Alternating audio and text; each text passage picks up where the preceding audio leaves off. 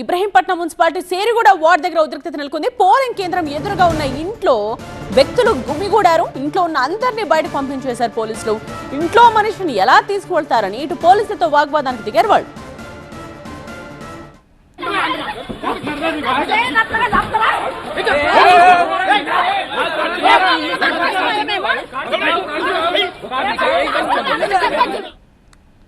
అసలు అక్కడ ఏం జరిగిందో తెలుసుకుందాం. మా ప్రిన్సిపల్ కరెస్పాండెంట్ జ్యోతి పూర్తి వివరాలు అందిస్తారు. జ్యోతి,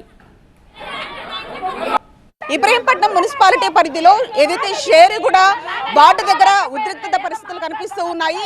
అయితే ఎదురుగా ఉన్నటువంటి ఒక ఇంట్లో కూడా వీళ్ళంతా గుమ్మి కూడడంతో కూడా పోలీసులు వాళ్ళని పంపించేటటువంటి క్రమంలో తమ ఇంట్లో ఉన్నటువంటి వ్యక్తిని ఏ విధంగా తీసుకెళ్తారంటూ కూడా వీళ్ళు అడుగుతూ ఉన్నారు. ఒకసారి మాట్లాడదాము. అమ్మ, ఏం జరిగిందమ్మా?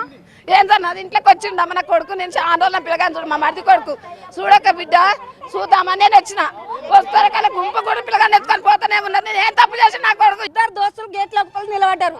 నిలబడితే దౌర్జన్యంగా పోలీసు వాళ్ళు వచ్చి నా కొడుకుని ఎత్తుకొని పోయారు. మా ఇంట్లోనే ఉండు, వేరే ఇల్లు కాదు, వేరే వాళ్ళది కాదు. వేరే వ్యక్తులు ఎవరైనా ఉన్నారు మీ ఇంట్లో? వన్ ఫ్రెండ్ ఆడిద్దరు. ఎవరు మా వాళ్ళ రాజకీయాల్లో నిలబడలేదు. ఓటు వేయడానికి వచ్చినాం మేము. మాకు ఓటేంతో సంబంధం లేదు. మనం చూస్తూ ఉన్నాము. అయితే ఎదురుగా ఉన్నటువంటి ఒక ఇంట్లో కొంతమంది వ్యక్తులు ఉండేసరికి కూడా, అంటే సహజంగా ఏదైతే పోలింగ్ కేంద్రానికి సంబంధించినటువంటి పరిధిలో ఎవరు ఉండకూడదని చెప్పేసి నిషేధాజ్ఞలు కూడా ఉన్నాయి.